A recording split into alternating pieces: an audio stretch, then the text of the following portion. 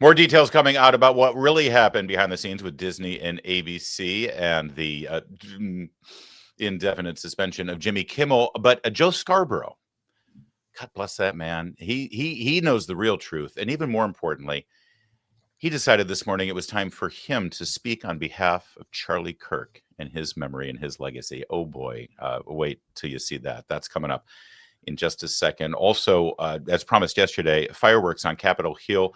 The former head of the CDC absolutely exposed as a fraud and a liar over the vaccine schedule that is actually being debated and discussed today. We'll get to that.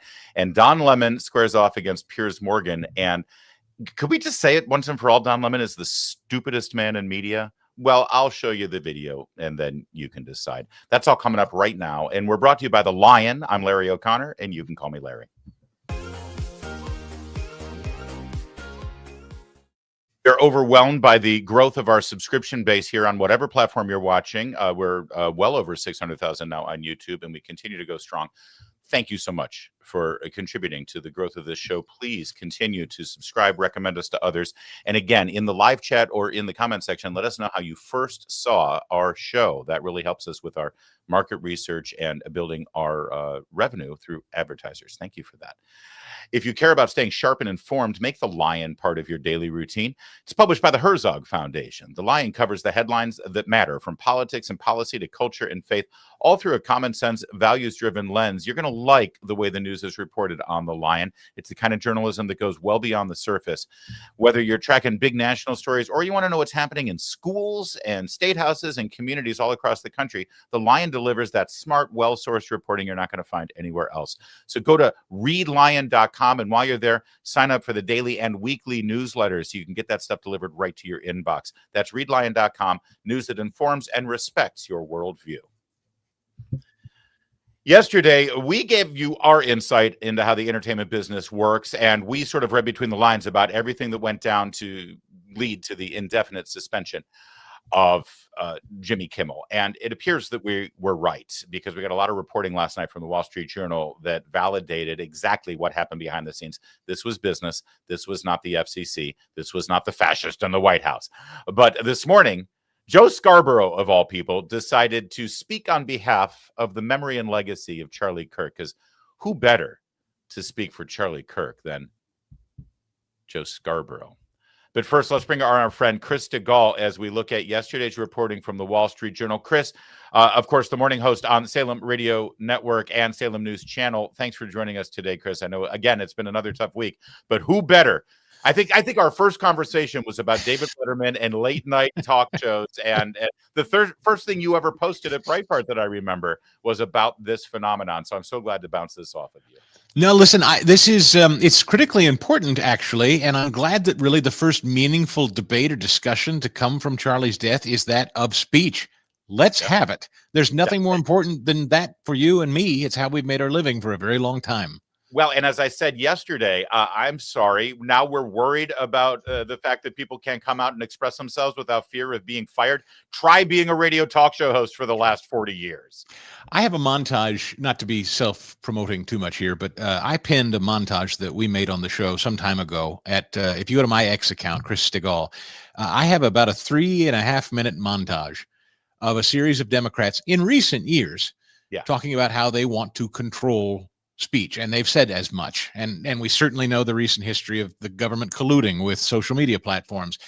If they have the chance, they will absolutely use the levers of power, and have tried and have done so to us before. Yes, without doubt, because they have. Exactly. Oklahoma City bombing, try to get Rush Limbaugh off the air, the Gabby Gifford shooting, try to get Glenn Beck off the air, et cetera, et cetera. All right, so let's go to yesterday's reporting, because the narrative was that the FCC and Brendan Carr, he had canceled Jimmy Kimmel, and it was Trump putting pressure on these corporate bigwigs to fire Jimmy Kimmel. Well, actually, it's exactly how we described it yesterday on this program.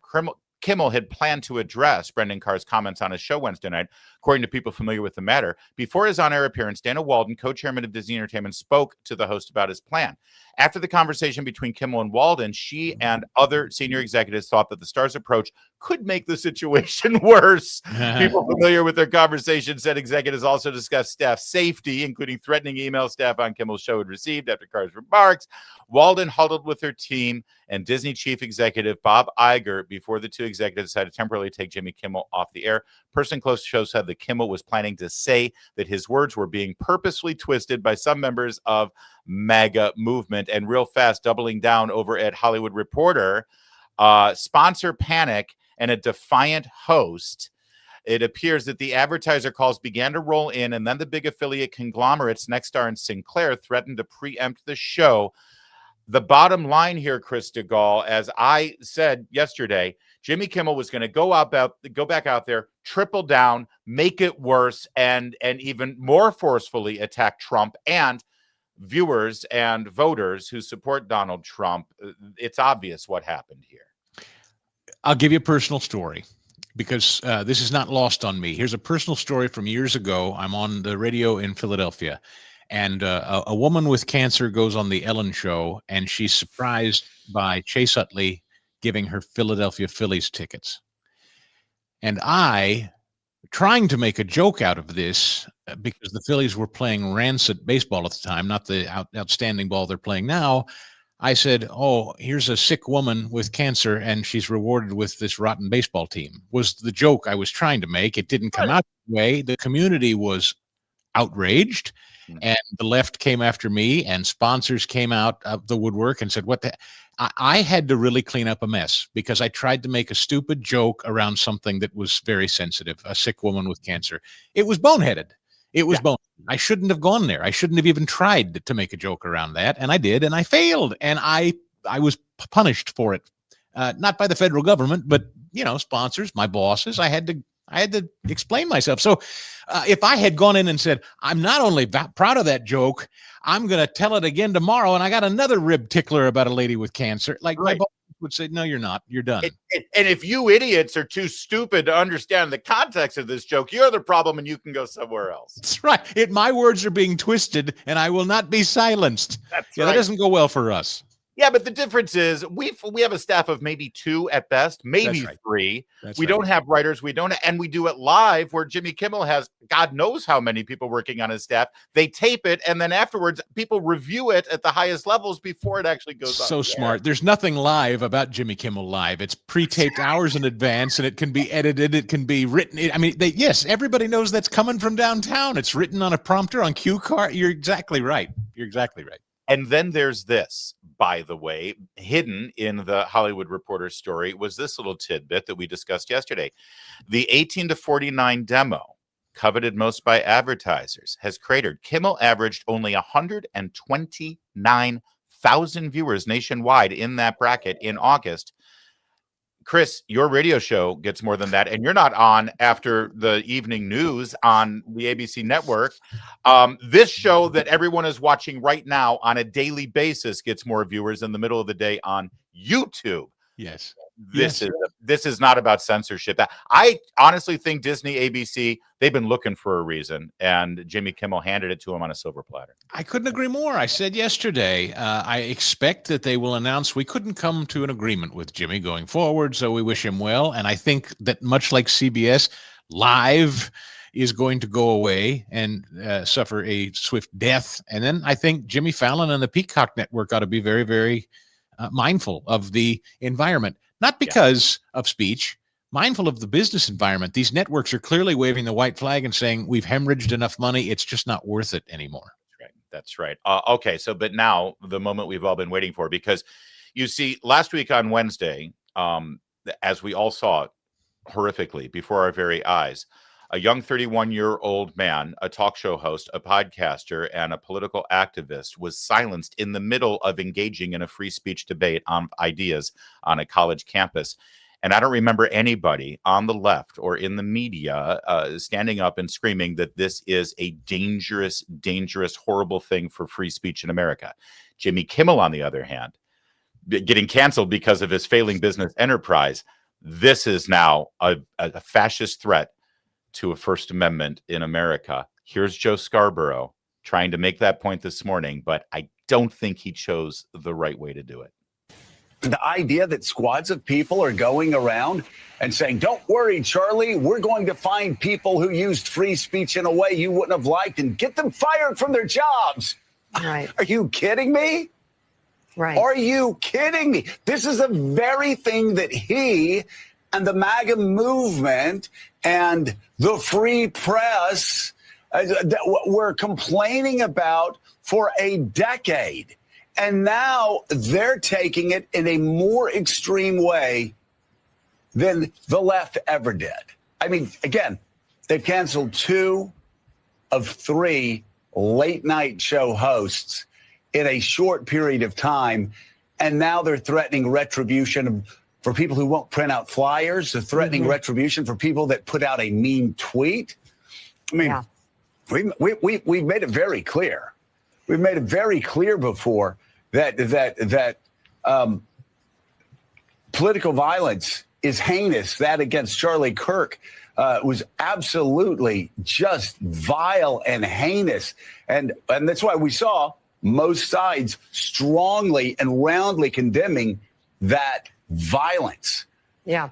But the fact that they're actually doing the opposite of what Charlie Kirk talked about in his campus tours says all you need to know about these people. There you go. Joe Scarborough, the only one who's really, truly standing up for Charlie Kirk's legacy. Go ahead, Chris. What do you think? Yeah, boy, they're doing 10 times worse than anything our side ever did, with the exception of murder, Joe. Yeah, right. Well, there is that. What a dick. Pompous dick. These people, they're the most insufferable. I call them the nerd prom king and queen. Man, they love themselves. I was just trying to remember. Wasn't it Joe or Mika or the both of them? It just occurred to me listening to that bloviating. Weren't they both bounced for a couple of days from their show for some reason not too long ago? The day after Butler, the day after the assassination attempt on Donald Trump's life, NBC actually said maybe today's not the best day to have Joe and Mika on. And they threw an absolute tantrum and threatened to quit. They went nuts. Yes. That's it. It's exact. I wish, see, this is all the good stuff comes out on Larry's show, not my own. I wished I'd thought of this. That's NBC making a business decision. You know, it would be indelicate to let the nerd prom king and queen bloviate and sip their coffee the way they typically do after the president was nearly shot. They don't like him much. I bet people don't much want to hear what these two have to say about Donald Trump after he was nearly murdered. So maybe we'll just not air them today. And they jumped up and down. How dare you? No, get it. Get it through your whole head. Like, you're free to say it, but you're just not welcome at certain times. Jimmy Kimmel's comments were not welcome at certain times. They're not welcome at certain times, and their networks made a business decision. We who agree with your politics think you're too much. They just aren't used to being reined in or told that community standards apply to them sometimes. They just think they can say and do whatever the hell they want anytime they want because they're on the side of moral virtue and goodness. It's they have lived in their left-wing echo chamber bubble, their protective shell, and there have never been any repercussions for the things that they have said and the lies they have told. This is the same man who told us Joe Biden is the very best Joe Biden he's ever seen. There's no repercussions. Try doing that. Try being in the news business and the opinion business and being that wrong about something like Joe Biden's mental acuity. But of course, there are no repercussions. They get rewarded. They get contracts. Of course, that's the case. But if I may paraphrase Will Smith to Joe Scarborough, take Charlie Kirk's name out your mother mouth. That's the best I can put it. One other thing, gratuitously, if only we could slap him. Oh well, no, because we're the peaceful type. That's right. We can virtually slap him. Chris, and this is gratuitous and inappropriate and juvenile, by the way, which is why I want you to participate in it. Can we just bring up the shot one more time? What's going on with the hair color with Joe? Because I remember this guy used to have dark brown hair. Yeah. And are he and Mika like competing? Are they sharing the same bottle? What color is that exactly? I also object to a man his age not wearing socks. Can we talk about that? Wait, what shot are you looking at? What camera angle have you got? Well, they take those round table shots of those guys, and he's always wearing like he's trying to pull off like he's. I don't know, Letterman in the 80s or something, but he's never wearing socks. I'm like, put on some socks, man. Who are you? What do you think? As I constantly point out, the whole show is the premise of it is a fraud, because bring the shot up again. You can see them sitting there on their set with the Thomas Jefferson Memorial behind them or the White House behind them. They're in their garage in Florida. They try to pretend like they're in DC. They're sitting there in their little garage studio in Florida because they don't want to have to live in New York. And who would want to live That's in right. New York? That's a wonderful point. And here's, I keep the show on in the corner of my eye every day. I watch them and CNN and Fox all together. I don't have Fox and Friends on during the morning show. I want these guys on. Oh, they're wonderfully entertaining just visually. I can't hear them, but I just watch them. And one of the things I love most about them is all of their black and white Vanity Fair shoot framed photos of themselves throughout their studio. Like when the rest of their cast is on set, it's just glamour shots of them on boats and her in headscarves and him in, Dockers and chinos. He looks like he's trying to act at the Gap, Banana Republic. It's like, who the hell do you people think you are? Exactly. Like they think they're George Clooney and Julia Roberts or something. Save that kind of preening for Jake Tapper when he goes to Jimmy Kimmel's birthday party and then doesn't disclose it when he reports on Jimmy getting fired. All right. One last item on this issue and on this segment on Jimmy Kimmel. And this one comes from a man of the left. He is a political liberal Democrat, Stephen A. Smith. But once in a while, he likes to sort of extend himself and tell the truth. And this is what's missing in this whole fundamental discussion where people's like, oh, Jimmy Kimmel's a comedian and it was a monologue and he was telling a joke. And as you just pointed out, it's ill-advised to tell a joke about a woman dying of cancer and try to like slam the baseball team. If you even accept the premise that Jimmy Kimmel's statement was a joke, the premise of the joke and the foundation of it was the murder of Charlie Kirk, right? Like, hey, that's the basis of the humor. But Stephen A. Smith says what none of these people who were trying to defend Jimmy Kimmel will say out loud. The only thing that I would say as it pertains to Jimmy Kimmel was, where was the joke? Because you're a late night host. And obviously that has a comedic attachment to it. Where was the joke? Obviously, it wasn't anything funny about that. And that's kind of the bottom line here, Chris, which is something you've been talking about for so long about these shows. You can say it to all of them. Where's the joke? Yeah, in fact, Jimmy would have been fine if he had said the latter part of that joke was Trump is mourning like a 4-year-old mourns a goldfish, challenging the insincerity of Trump's mourning Charlie's death. I mean, gross as it is, that's at least an attempt at a joke from his point of view. If he had said that and only that, I don't think this would be a deal. The fact is he led with MAGA is trying to frame this politically as on us, when in fact it was them who shot Charlie. That was a bald-faced lie, and it wasn't even a joke. It was just trying to redirect a storyline falsely. And in fact, something like a quarter of the population, according to a poll I just saw, believes that's true still. So, I don't know that Jimmy Kimmel has a responsibility to get it right, but when you knowingly lie like that, and you're not doing a joke, that wasn't framed in the context of a joke anyway. But here again, I know you feel the same way. Disney and ABC responded because the community writ large responded. It didn't require any agency action. They knew what he'd done, and they took care of it before anybody else had to address it. That's right. And even before Joe Scarborough had to come out. That's right. Speak on behalf of the memory of Charlie. Looking forward to this Sunday where we're going to have the memorial service and like half the cabinet's going to be there. It's going to be insane at this football stadium for the Cardinals. Do you think they're going to bring Joe Scarborough out to speak on behalf of Charlie? That would be maybe a piñata or an effigy or something. Yeah. All right. Chris, it's been a rough news cycle for the last 10 days, but I've really admired how you've handled it. I've been watching you. Of course, follow Chris DeGaulle on X and, of course, on his YouTube channel, as well as his morning show is put out there and distributed. And it's been compelling stuff, and nobody does it like you. It's always great to talk with you. Well, I love you, brother. Thank you. That's very kind. And check out that montage. If you ever want to remind yourself what Democrats are all about with censorship, that montage is right there at the top of my X feed. You'll enjoy it. Share it with others you love. Amen to that. If you care about the direction of this country, and I know you do, otherwise you wouldn't be here, you need to be reading The Lion. Now, The Lion is published by the Herzog Foundation. Love those guys. They're a national leader in Christian education. The Lion is an award-winning news site. It's delivering sharp, timely reporting on what's really happening in America's schools, culture, and government. It's the kind of journalism that cuts through the noise and gives you the full picture, especially when it comes to the growing movement toward Christ-centered education. But the line goes beyond classrooms. It covers parenting, faith, freedom, culture battles, shaping our future. Go to readlion.com, sign up for the daily and weekly newsletter so you never miss a headline. That's readlion.com. Clarity, courage, and news that keeps you informed and equipped. Thank you for your attention to this matter.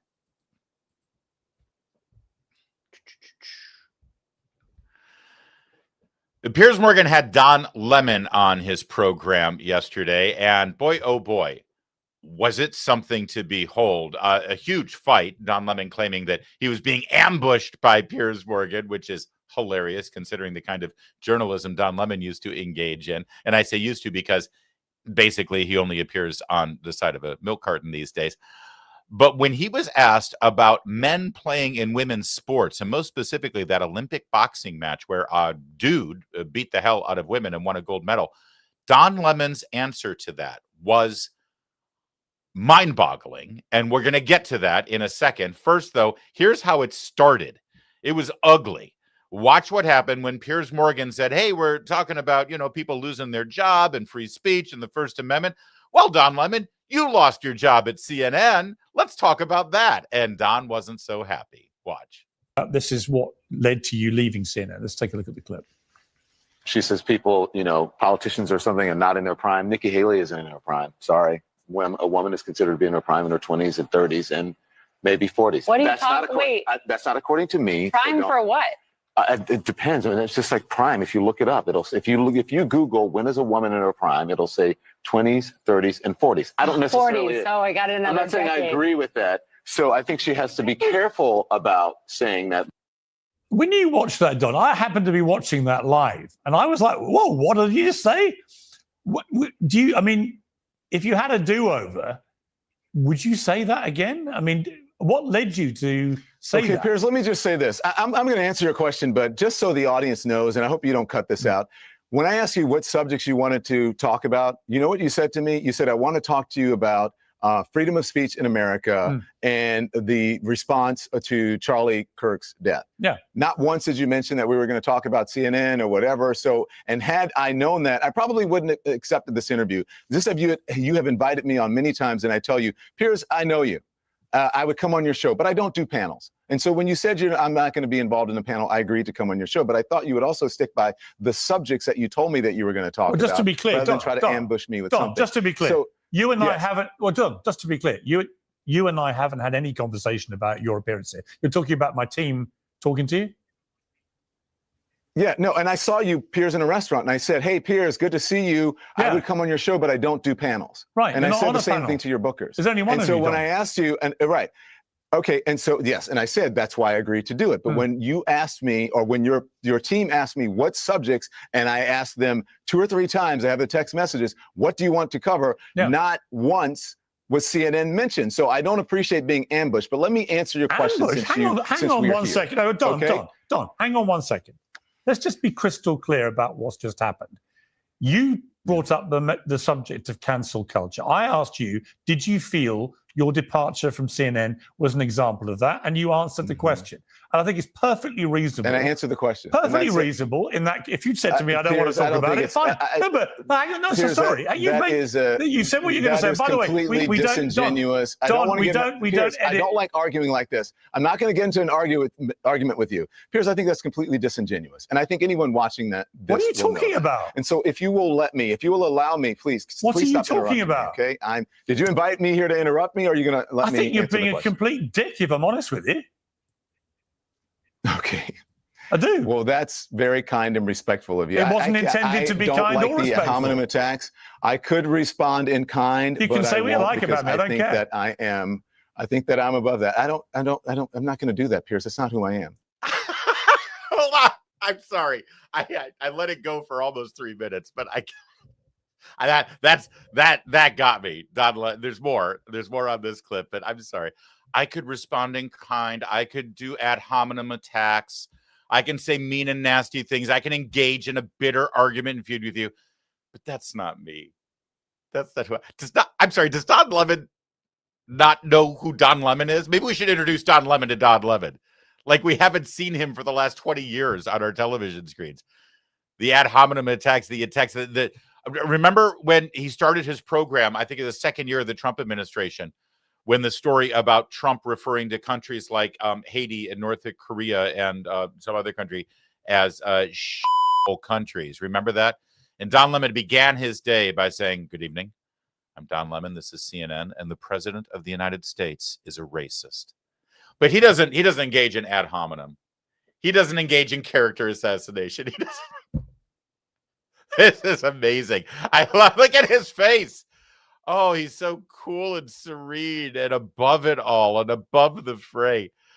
This is beautiful. And I do love the fighting and the back and forth about, listen, you asked me to come on. You told me I don't do panels, which I love that. Don't you know who I am? I'm Don Lemon. Don Lemon has been unemployed for like over a year now.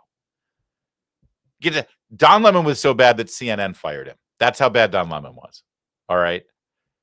And so I don't do panels. Please. Should be happy to do a panel just to get his face and his name out there. That said, Piers says, well, I want to talk about this and cancel culture and getting fired. And how is it not appropriate to say, well, here's an example. You got fired for what you said on the air, just like Jimmy Kimmel got fired for what he said. I mean, listen, I'm no huge fan of Piers Morgan, and Piers Morgan does this. He just called Don Lemon a because he wanted to get a rise out of him. He wants a fight. This is what Piers Morgan does. It's how Piers Morgan gets clicks and gets attention, and I guess we're guilty of giving him some. But there's absolutely nothing out of line. If you're bringing Don Lemon under the pretense of speaking about Jimmy Kimmel getting fired, free speech in America, and losing your job for something you say on television, considering the fact Don Lemon got fired for something he said on television.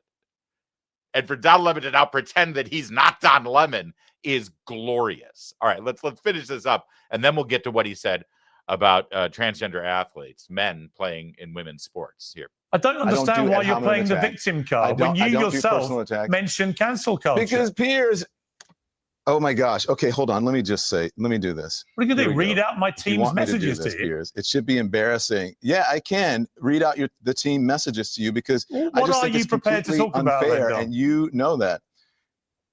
I'm prepared to answer your question, and then I'm going to move on. I told you I'm prepared to talk about Charlie Kirk's death, the response to it, and cancel culture, and and freedom of the press, and freedom of speech. You were prepared to talk about cancel culture, or you weren't? No, I'm not prepared. Oh, you're not prepared to talk about cancel culture. But that has, oh my God, Piers, could you stop interrupting me? Not really. You're kind of exhausting me. It's ridiculous. Why would you? All right. I'm no fan of Piers Morgan, but sometimes he is my id. Sometimes he's doing exactly what I would do if I were in that show. Will you stop interrupting me? No, you're kind of exhausting. And get to the point. You're ponderous, dude. But don't you understand? It's like, are you prepared to talk about cancel culture? No, I'm not. What does that mean, prepared? What, you got to ask ChatGPT to come up with your memorized talking points? What is wrong? This guy has been a journalist, teleprompter reader, personality in the news and pop culture for like 30 years. Honestly, your basic top 10 headlines in the news every single day, you should be able to just talk about. And he's not prepared to talk about cancel culture. By the way, I thought that was what they said they wanted to have him on to talk about, right? Let's just roll this back for a second. The response to it, hold on. Let me, because he's saying what he's prepared to talk about. Because he doesn't, listen, maybe he doesn't want to talk about CNN because he's got a non-disclosure agreement for his separation clause where he got his big payout for the balance of his contract. And so if he says anything about CNN or anything that happened at CNN, he'll have to pay back his payout. That's a non-disclosure agreement. People in the media have them all the time. By the way, when Donald Trump signs a non-disclosure agreement with an actress named Stormy Daniels, and there's a payout for that, people like Don Lemon call it hush money. So let me just be clear. Don Lemon doesn't want to talk about CNN and address exactly what Piers Morgan laid out here in terms of the terms under which he got fired because of what he said on the air. not because it's embarrassing, not because he doesn't have anything to say, not because he doesn't have an opinion, not because he's not prepared. The reason he doesn't want to talk about it is because he was paid hush money. He was paid hush money to not talk about it. It's called a non-disclosure agreement. But when Trump does it, it's hush money, and he gets convicted of a crime that they make up about it. Just to be clear. But all right, so here's Don Lemon talking about what he is prepared to talk about, and then he immediately says that he's not prepared to talk about it. Read out my team's messages to you. Piers, it should be embarrassing. Yeah, I can read out the team messages to you because I just think it's completely unfair, and you know that. I'm prepared to answer your question, and then I'm going to move on. I told you I'm prepared to talk about Charlie Kirk's death, the response to it, and cancel culture, and and freedom of the press. Okay, so right there, I'm prepared to talk about Charlie Kirk's death, the reaction to it, cancel culture, freedom of the press, right? And then when Piers Morgan specifically asked him about cancel culture, and freedom of speech, you were prepared to talk about cancel culture, or you weren't? Unless you, no.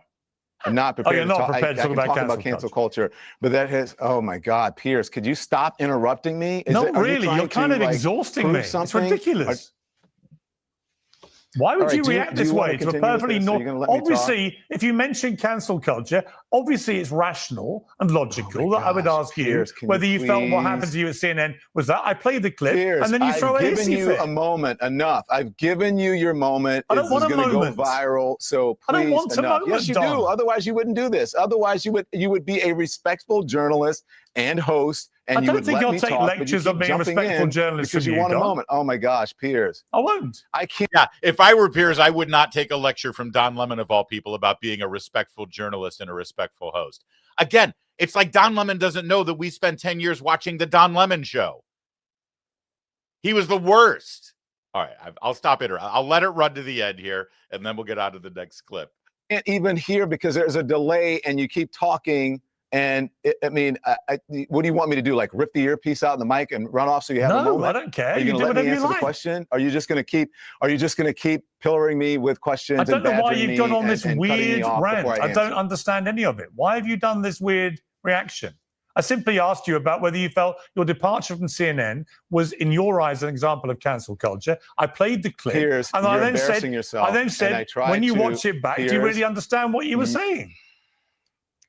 This is why I don't do this, but you're embarrassing yourself, Piers. Actually, you might be embarrassing yourself, Don. Oh, my God. Okay.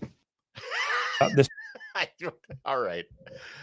And again, I don't really like either of these people, but it's absolutely glorious and entertaining to watch. And my favorite part is Don Lemon saying, this is why I don't do this. Do this means actually responding to questions and engaging in a back and forth with somebody who is challenging you on your positions. All right, which moves us on to this segment. The clip was set up by Vigilant Fox. Love that account on X. You should follow them, Vigilant Fox. This has been a theme of mine that I've been telling you this week when it comes to positions on the left. When you're an outspoken, doctrinaire, to the letter leftist in America, and you have to uphold the policies that they uphold, knowing that they defy logic and reason and science and just basic common sense, when you're on that 20 side of the 80-20 issue, but you are forced because of your politics and because you've been brainwashed to be on the political left for one reason or another. Maybe it's a grift for money. Maybe you're a true believer, whatever it is. When you have to stand up and actually articulate these positions, and when these things come out of your mouth, you end up sounding like a moron. And I don't think they're stupid, although actually Don Lemon is probably one of the stupidest people in the media. So Don Lemon is the exception to the rule. But generally speaking, these people are not stupid. But it's impossible to articulate these ideas and not sound like a moron. So Piers Morgan turns Don Lemon to his position, because Don Lemon, by the way, if you care, if it's important to you, is gay. He thought he was untouchable at CNN, by the way. He's a gay black man. You can't fire me. You kidding? I checked 2 big boxes there, right? And so because he's gay, he has to stand up and support every single one of the LGBTQIA++ agenda items. And these days, that means being all in on transgender rights. That means supporting and celebrating a man going into a boxing ring for the Olympics and beating the hell out of a woman and winning a gold medal. And when challenged on that, take a listen to how Don Lemon defends his position. You saw a young female Italian boxer quit after 40 seconds because she'd never been hit that hard and genuinely feared for her life. And Iman Khalif goes on to win gold medal at the Olympics. Does that not ring an alarm bell for you, Don? I mean, do you not think that the reason we separate sexes in the Olympics is because males have an advantage? I mean, why would you not think that's important? Do you want me to tell you the truth? Yeah. Let me tell you, but Piers, I'll tell you the truth about this. I heard about this story, but it's not something that I focus on. I'm not watching the Olympics like that. Maybe I'm different. I'm just not. I'm not that interested in watching everything. I like to watch the swimming. I like to watch the gymnasts. I'm not interested in boxing or any of that because I think it's a brutal sport anyway. So for me, it's just not that interesting. I'm sorry that anybody was hit that hard, but if you put yourself in the arena to be hit and someone hits you hard, then whose fault is that? Well, you expect to be hit by other women, not men. Well, I don't know that. I don't know who when she men, expected when men to be hit hit women, by. we call it. I'm sure she saw. I'm sure whoever was in that competition understood who they were going into the ring with. And if you put yourself in that competition in the middle of a ring where punches are being thrown, then you can expect to get hit hard, whether it is a man or a woman.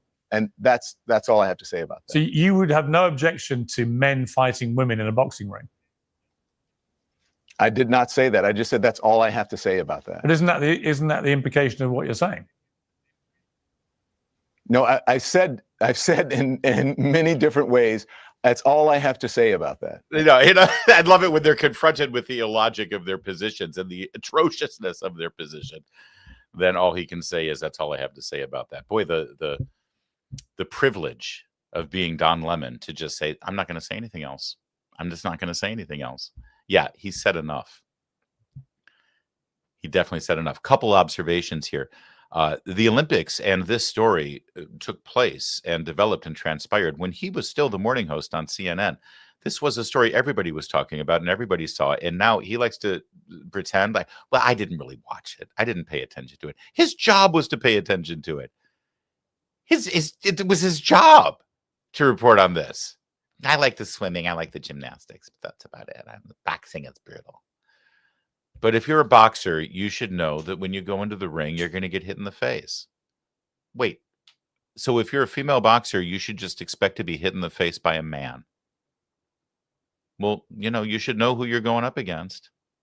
The lack of any moral clarity or any side of moral anything. The lack of a moral compass when it comes to an issue like this is absolutely astounding. But you see what I mean?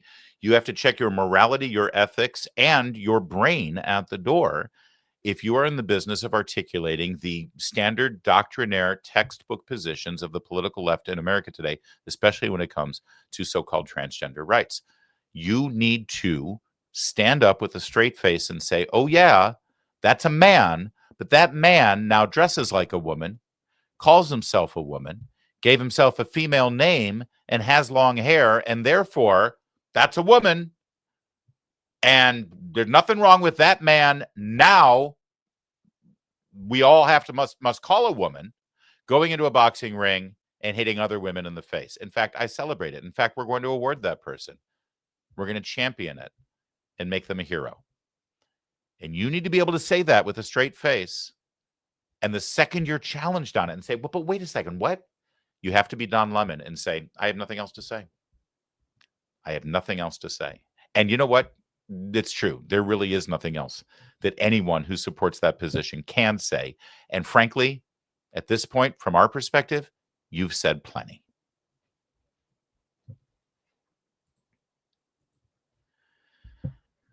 So today, the CDC is reevaluating the, oh, wait, hold on. Before I say that, let me tell you this.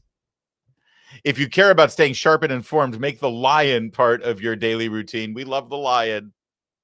I didn't want to forget you, Lion.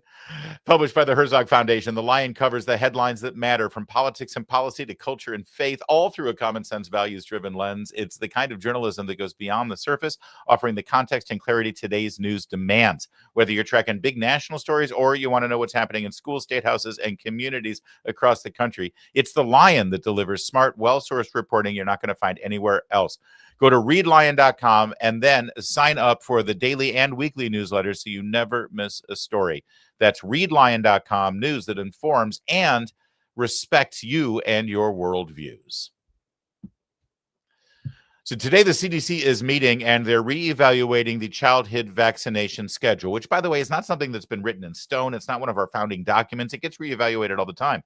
But because Robert F. Kennedy Jr. is the Secretary of Health and Human Services, and because he has called into question whether the schedule of vaccines is appropriate right now for children and may even be causing some harm, well, people's hair is on fire.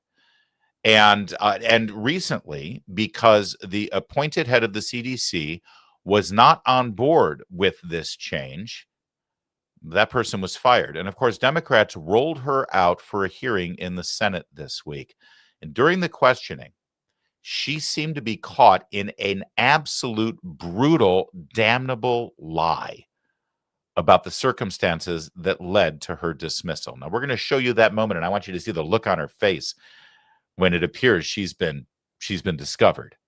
It's an amazing moment. We're going to get to that in a moment. But first, let's start with this. Elizabeth Warren, when Robert F. Kennedy Jr. was being questioned about this woman's firing, the head of the CDC, and about vaccination schedules, here's what Elizabeth Warren said and challenged Kennedy on.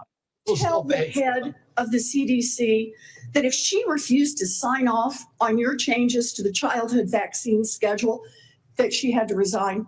No, I told her that she had to resign because I asked her, are you a trustworthy person? And she said no.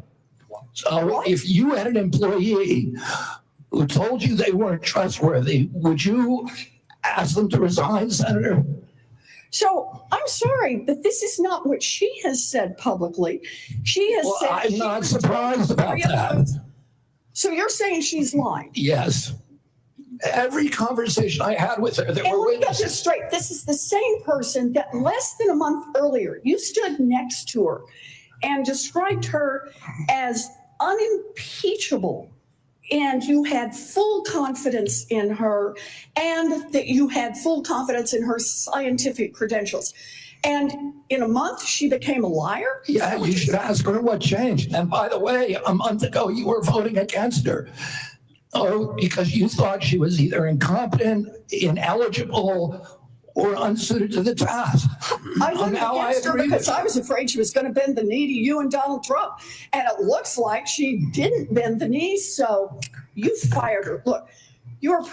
All right, so there you go. That's the exchange, and we're going to show you the woman that they're talking about in just a second. And the question of this conversation about who's telling the truth, it came up in this back and forth, and you're going to see what happened there. But a great moment by Kennedy, by the way. You said that she was impeccable and she was wonderful. What changed? And he said, well, you'll have to ask her. But by the way, you also opposed her and voted against her. So clearly, and now you're championing her and you think that she's the paragon of virtue. By the way, since this is in the news today and this childhood vaccine schedule is being scrutinized, I just want to show you, just so everybody knows what we're talking about.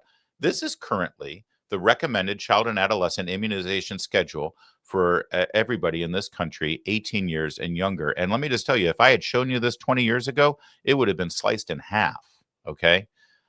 There's no doubt that the number of vaccines have really increased, and the loads in terms of the numbers of vaccines at any given time during a child's age has been really maximized and loaded up. But I want you to see all the way at the top there where it says hepatitis B. The first dose is at birth, the day you were born. Hepatitis B is horrible, but it's also passed on from mothers to babies if the mother is incredibly unsafe and promiscuous when it comes to multiple sexual partners or is an intravenous drug user.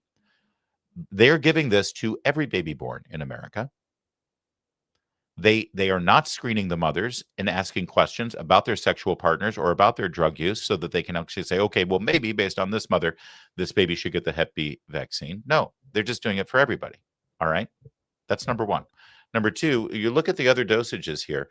I want you to know that if you go all the way halfway through this, okay, see where my cursor is? See my arrow there, the cursor right there, halfway through all of these vaccines, okay, that's 18 months old.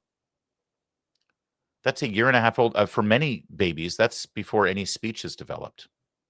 Maybe some mama, papa by then. Maybe some mama, papa by then. But that's 18 months. That's a year and a half old with all of those doses. Now, I have a little bit more to say about this vaccine schedule and about why there's absolutely nothing wrong. In fact, there's something very noble to examine this and reevaluate it and determine whether this is the best schedule or not. That's a good thing, despite everything you're going to hear in the news today about how it's anti-science and about how it's dangerous and it's about its tinfoil hat and it's anti-vaccine and all of that stuff. There's actually nothing wrong with looking at this schedule. That said, let's take a look at the testimony. And this is specifically from the former CDC director who was just fired, Susan Menares. Watch now as Senator Markwayne Mullin of Oklahoma starts to grill her specifically about the interactions with the Secretary of Health and Human Services and this conversation. Remember, Robert F. Kennedy Jr.'s story was that he said to her, "Are you trustworthy? Can I trust you?" And she said no. That's specifically on the vaccine schedule issue. And that's when he fired her.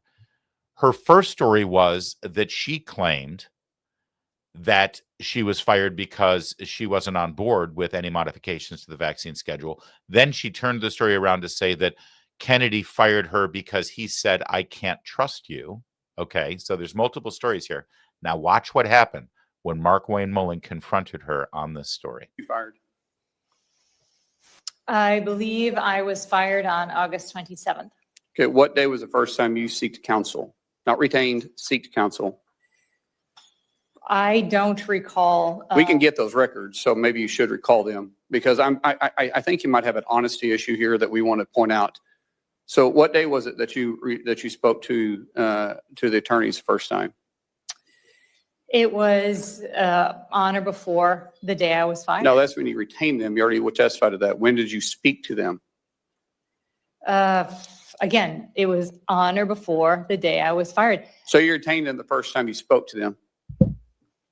I believe that I retained them the first time I spoke to them. Was you? All right. So do you know, by the way, this was only like a couple of weeks ago, okay, when this person was fired. I just want to point out this. It's not like this was a year ago, 2 years ago, 3 years ago. This was like a couple weeks ago. And do you notice the legal language she's using? It's a very simple question. When did you seek out your attorneys? The legal. And by the way, the reason why this is relevant is the lawyers that she hired are the most vehement anti-Trump lawyers in Washington, D.C., who have sued the president and sued people in the cabinet. I mean, that's who her lawyers are. Okay. So that's why it's relevant. But notice this. This was just a couple of weeks ago, not a couple of years ago. And she was asked really simply, when did you seek a lawyer out? And the language that she's using, I believe it was on or before this. It's all legal language. It's all weasel words. It's all stuff that have been fed her to make sure that she doesn't get caught in anything. This is right on the face of it. This does not seem like somebody who's just, hey, I'm just a doctor, man, and I got fired, and this is terrible. Help me out here, right? Okay, this is a political operator, it appears. Would you let go in the middle of the night? Would you let go in the middle of the day? I believe. Now, I know the answer to this, so let's be honest here. I believe I received. I believe I received an email from the White House indicating that my services were no longer needed. What time was that? Sometime in the afternoon, sometime in the evening. Late evening, late afternoon, late evening. And so you got hold of the attorneys late at night? I'm sorry, what? You got hold of the attorneys after business hours to retain them? I don't recall. I think you do. I really. I think you don't recall. You don't recall retaining your attorneys. I don't recall the specific time or day that I returned them. See, I still think you have an honest issue because it wasn't that long ago. And I think I could recall when I hired an attorney And I could definitely recall the time I did it. Now, when did you remove the political appointees from the floor that you work on? Again, I did not, I moved some political appointees in, and I put my senior advisors together. When did you remove them and remove their access to your floor? And you had a conversation with the secretary about this. When did that happen? Like how many days into your job? I'm sorry, I don't even know what you're asking. Yeah, you do, because you already talked about political appointees that the secretary put in place. You removed the political appointees that was in there when you first got to your work. When did you remove them from your floor and take away their ability to access your floor? And you know exactly what I'm talking about, because you and the secretary spoke about that. You're miscontextualizing. No, I'm not. I'm asking the question, what day did you remove them? I have one political chief of staff. I have 3 political chiefs of staff. I had space made for all of them in my suite. When did you remove the political appointees before, or the political hires before you got there? That was there prior to you getting there. This isn't hard. It's not hard. You talk in circles, and I just want an answer, because you know. So I had the security of my suite. Okay. She seems pretty trustworthy, doesn't she? She seems like she's just telling the truth. She's, by the way, and the real gotcha moment is coming in a second here. And I just want to prepare you for it, because you got to watch her face when the question is asked. But understand something. This whole idea of, I don't recall when I heard from the White House about getting fired. First of all, if you got an email from the White House saying that you've been fired, you would remember exactly where you were the moment that email came in, and you know it. And again, this is only a couple of weeks ago, number one, and the details about when you hired alert. But even more importantly, number two, the whole reason she's there, the whole reason she's been brought in to testify is to explain the circumstances leading up to when she got fired and then the events after she got fired. So wouldn't you read up on that? Wouldn't you sort of familiarize yourself with the details? Maybe even bring some notes so you can answer questions. But no, she's pretending like she doesn't know any of these things and that she didn't read up on it. She didn't bring notes on purpose, because her whole point here is to evade. Her whole point is to look at her face as she's answering these questions. There's no straight yes or no answer to anything that's being asked of her. All right, but here's the moment where Markwayne Mullin, senator from Oklahoma, asks about the conversation that led to her being fired. And specifically, the question is, did Bobby Kennedy say, "I can't trust you, you're fired"? Or did Bobby Kennedy ask, "Can I trust you?" And she confirms that no, not on this issue of vaccine mandates. No, you can't. Watch her face when Markwayne Mullin drops the hammer about how he knows exactly what happened in that room. So let me ask you something. Your conversation with the secretary, you said that he said he didn't trust you. Correct. You testified to that. Is that really how that conversation went? Because there's other people in the room, and I think the conversation was, can he trust you? And your answer was? He said he could not trust me. No, the answer, ma'am, it was a recorded meeting. So you can testify one way, or you can prove that you're lying, or give them be honest with this committee. I'm giving you the opportunity to be honest here, because you've been really walking around the edges and not being truthful. So did he ask you the question, can he trust you? And your answer was? He told me he could not trust me. And I told him if he could not trust me, he could fire me. That isn't how that conversation went. And you know that, don't you? He told me he could not trust me. And I told him if he could not trust me, he could fire me. Ma'am, all we're looking for is you to be honest. And you haven't been. You're not being honest with the conversation you're having. You're not being honest with the timeline, and you won't even give the answers of who your attorneys were. And all we're looking for is you to be honest. If we're going to have a hearing and we're going to discuss certain things, let's make sure we're talking with someone that we can trust your answers. It's like my kids. I tell my kids all the time, One thing I want from you, I can deal with any situation we walk into as long as I know you're being 100% honest with me. The minute I can't tell you're being honest with me, I can't trust you. For then on, everything you say is questioned. What an amazing moment. And I want to revisit this real fast because it's really important, because you notice how that smile got wiped off her face real fast. And you notice the demeanor changed. But when Markwayne Mullin reveals that it was a recorded meeting, I want you to watch the woman's face right over her shoulder right here. Watch the expression on her face. He said he could not trust me. No, the answer, ma'am, it was a recorded meeting.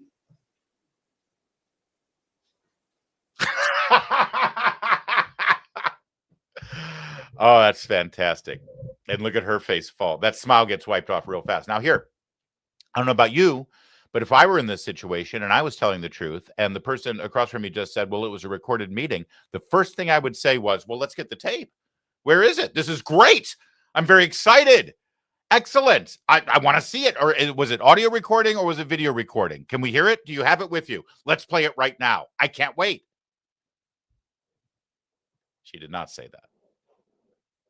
She did not say that at all. What a Looney Tunes bonkers moment in a Senate hearing. By the way,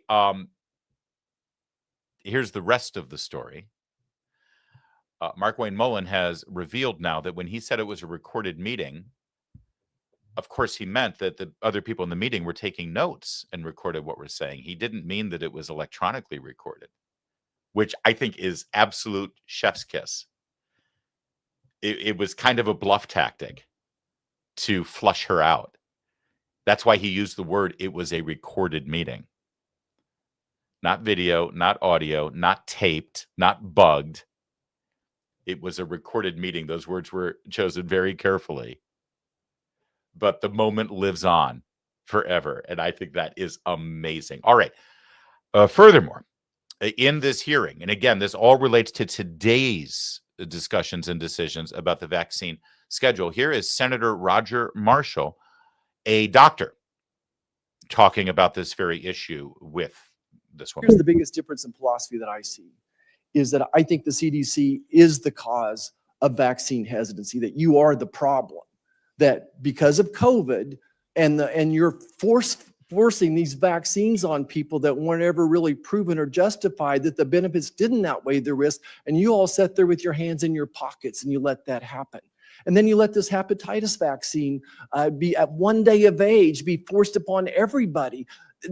And all of a sudden, the moms and the grandmas never trust you because you're trying to force a vaccine that's not necessary at day one. If you're going into nursing school, medical school, absolutely, you should consider that hepatitis vaccine. But basically, what the CDC does is act like a mandate, and you force doctors that don't agree with you to kick patients out of their clinics because they don't want their child to be exposed to a vaccine that was approved after just like 140 patients took it, being followed up for 5 days.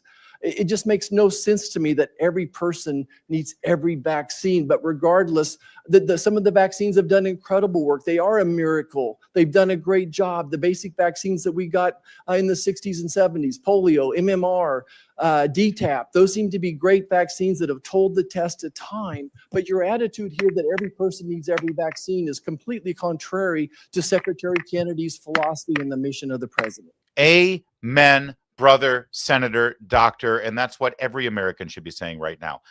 If you really are pro-science, if you really are pro-public health policy, if you really are on board with the idea that a robust vaccine policy in this country will ultimately end up leading to a healthier America, you should be leading the charge against the misinformation, disinformation, and censorship and gaslighting that we've gotten from the CDC, from HHS, and from all of the health professionals over the course of the last 10 years, and especially during COVID-19.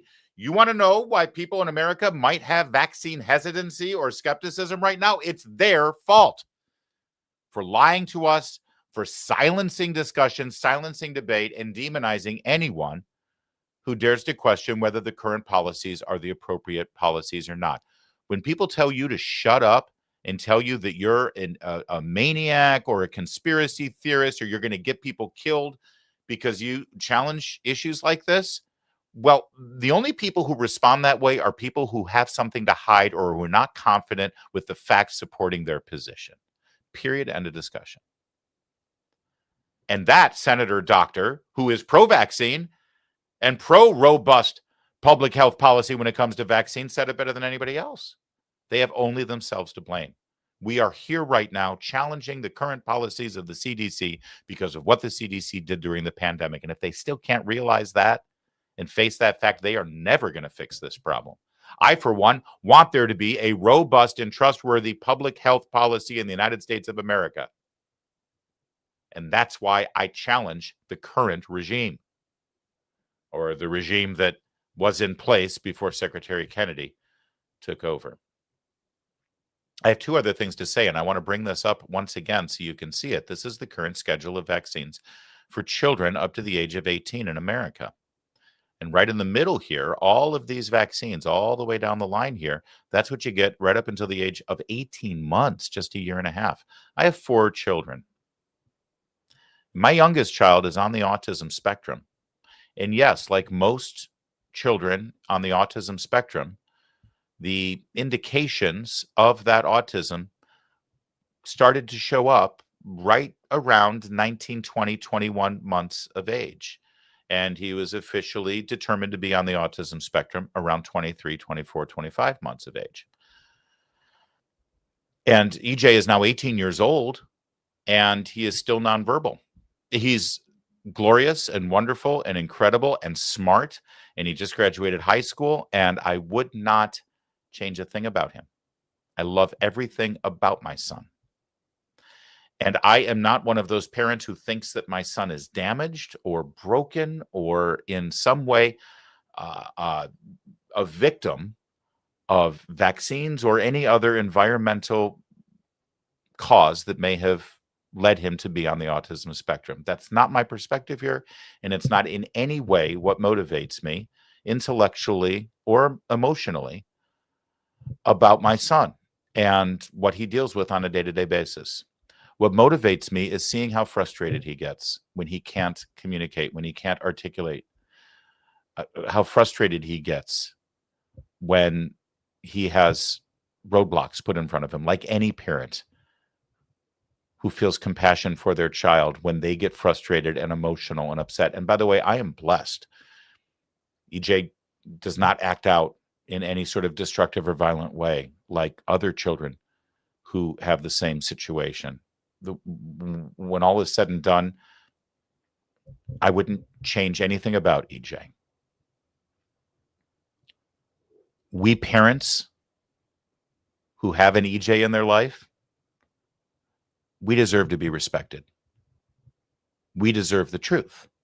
We deserve not to be shouted down if we start to ask questions and want some very real scientific data and backup to support everything that we've been told as we've been told to shut up. At the very least, at the very base minimum, we deserve respect and compassion. EJ deserves compassion, and all the other millions of EJs deserve compassion and deserve respect for questioning, challenging, and wanting as much information as we can. That's point number one. Point number two, my oldest daughter is also disabled. She's 26 years old now. She's going to Yale, getting a master's degree. She was born with cerebral palsy. It was because during birth, she suffered multiple strokes as a baby during birth. It happens.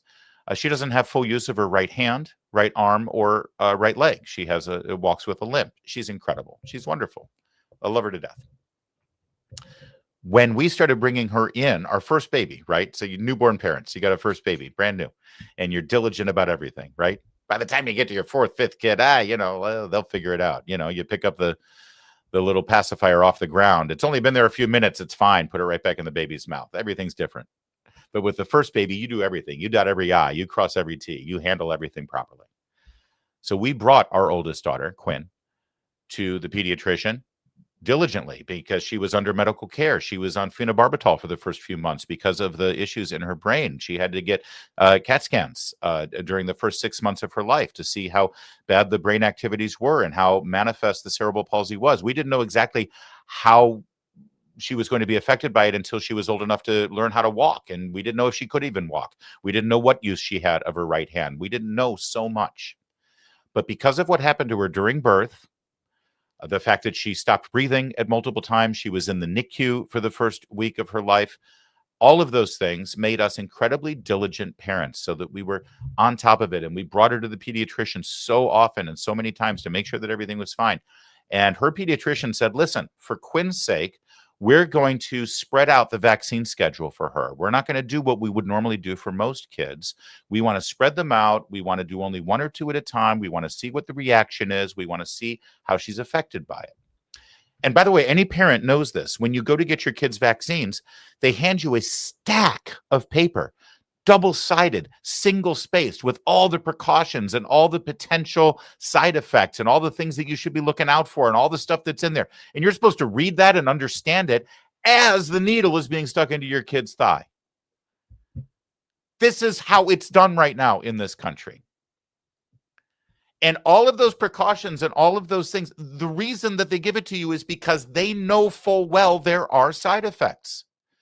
They know full well that some children, and I am being very careful with my words and being very accurate, some children will suffer damage from vaccines. It's the fact. It's the truth. They know that. Our public health officials have made the determination that it is worth the risk and the collateral damage that some children will suffer some damage from these vaccines for the greater good of eradicating measles, mumps, chickenpox, what have you, from the public square. If they are honest with you, they will tell you that. They will say, yes, of course we know that some people will be damaged by these vaccines, but it's very small, and those few people who are damaged by it, it is worth it for the greater good. That's the truth of the matter.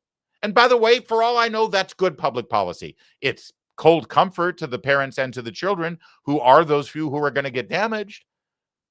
But that is the decision that has been made by public health officials for decades now. That's the truth. So our pediatrician says because of what happened to Quinn during birth and because that she's, got some concerns here, we're going to spread out this vaccine schedule. We're not going to load it up the way we did with any kid who didn't suffer a stroke during birth and doesn't have some concerns about cerebral palsy. So I says to my pediatrician, I says, well, why? Why are you just doing that for our kid? If there's some concern about the vaccine schedule and the load of vaccinations for my child, why don't we spread it out like that for all children? And my pediatrician said, well, because not all parents are as diligent and responsible as you. And it's the public health policy of this state and of our country that when we have a child in for their doctor's appointment, when they're young, we give them as many vaccines as possible because we don't know if the parents are going to bring those kids back again. So we do as many as we can within tolerable risk. Now, I'm sorry, that's the truth. And you can do your own research on it. You can go to the CDC's website and you will find that information. That this schedule that you're looking at right now is set up for one specific reason, and that is because they can't trust moms and dads to bring their kids to the doctor as regularly as they should to spread this out and make it a little safer. And they've just decided this is going to be the schedule within tolerable risk. And by the way, again, that might be great public health policy. Be honest with us. And let's talk about it as adults. Because they're our kids. And we deserve at least that. And that's why having the conversation you and I are having right now, when it was had at the highest levels of our government, as this schedule was being reevaluated, this woman was fired because as far as she was concerned, you don't deserve to have that conversation. And I'll leave you with this clip from the same hearing that revealed a whole lot about what's going to happen starting today, what you're going to see on television ads and what congressmen and senators are going to be dealing with in their lobbies of their offices as they start to make the determination whether Bobby Kennedy should stay in his position as Secretary of Health and Human Services. Watch. Did he ever communicate he was going to change the childhood vaccination schedule? Not until that very day. In that morning meeting, he said that the childhood vaccine schedule would be changing starting in September, and I needed to be on board with it. Did he ever suggest that he was speaking for the president? In that morning meeting, he did say that he had spoken to the president. He spoke to the president every day about changing the childhood vaccine schedule. And she was not on board with it. And he asked if he could trust her on this. And based on that answer, he fired her. And now she's become a hero. And now she's going to be everywhere. And there will be millions and millions and millions and millions and millions of dollars spent on political action committees, on senators and congressmen's reelection funds, and on an effort to marginalize Secretary Kennedy and remove him from his position and to try to get between him and the president. And that's why the president's name was invoked there by Senator Cassidy. That's what we're about to get to. And the conversation that you and I just had about this issue and about our children and about we American citizens being respected enough to actually have a grown-up conversation about this, that's the last thing they want. And that's how that schedule got the way it is right now. And by the way, one last thing, I promise.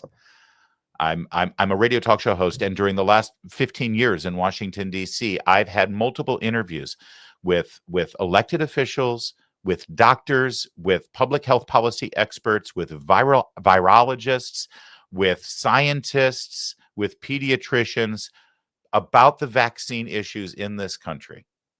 And again, I'm not a doctor. Don't listen to me. You take medical advice from me, you're going to die, okay? You're a fool if you take medical advice from me. I'm just some dude, right?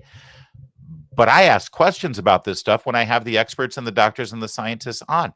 And I've had people from all sides of the spectrum on this issue, on the issue of vaccines. Some say that, no, it's absolutely everything's fine and it's good and we got great policy right now. And others who said, no, this is bad stuff and we should have every part of the spectrum.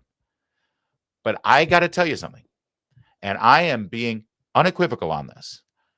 Every single person that I interviewed about this over the course of the last 10 or 15 years, and I mean every single one, doctors, scientists, public health policy professionals, and elected officials, every single one of them, when I said, is it advisable to revisit the schedule and the load of vaccinations that children get at a young age?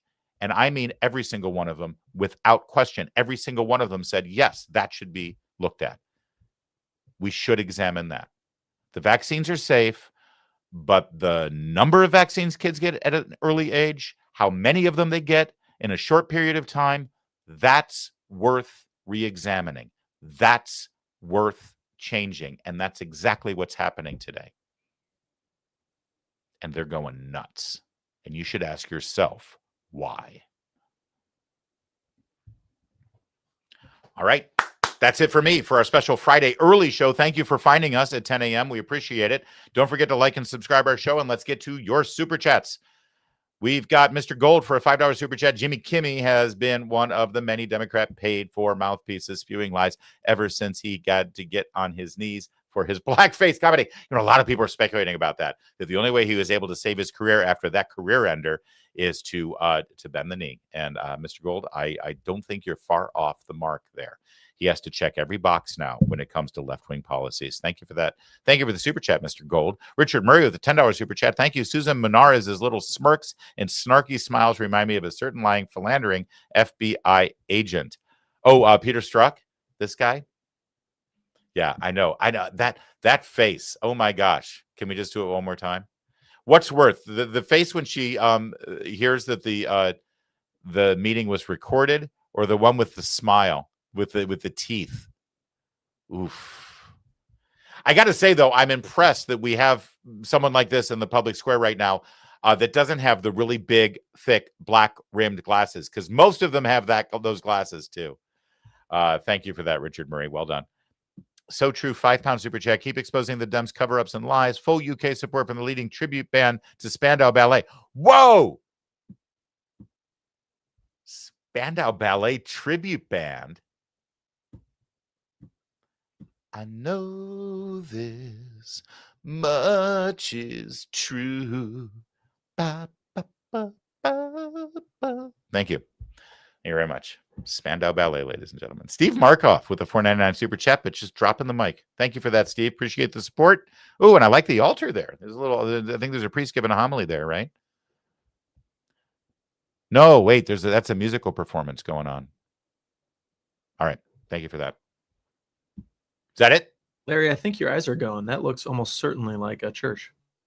It was a church. I said it is an altar. I know. But I think it's somebody playing a flute in front of an altar. Oh, maybe you're right. Whose eyes are going, little young whippersnapper? Well, speaking I of that, thought it was a priest giving a homily, but then I realized, wait a second, usually the priest doesn't give the homily right in front of the altar, although sometimes they do, and that bothers me. And then I saw that there's a musical stand there. So I'm believing that is Steve Markoff playing his musical instrument, standing in front of an altar at a church. Speaking of scenes like this, one thing we didn't cover today was that horrible, inappropriate town hall with Ilhan Omar talking about Charlie Kirk from, like a lectern inside a church. Yeah, I know. Well, our hardest job, Kevin, is figuring out what doesn't make the cut, and sadly that didn't today. But maybe it'll make the cut on Monday. Speaking of Monday, no show on Monday. We'll be back Tuesday. Have a great weekend. We will see you Tuesday, same time, same place. My name is Larry O'Connor, and you can call me Larry.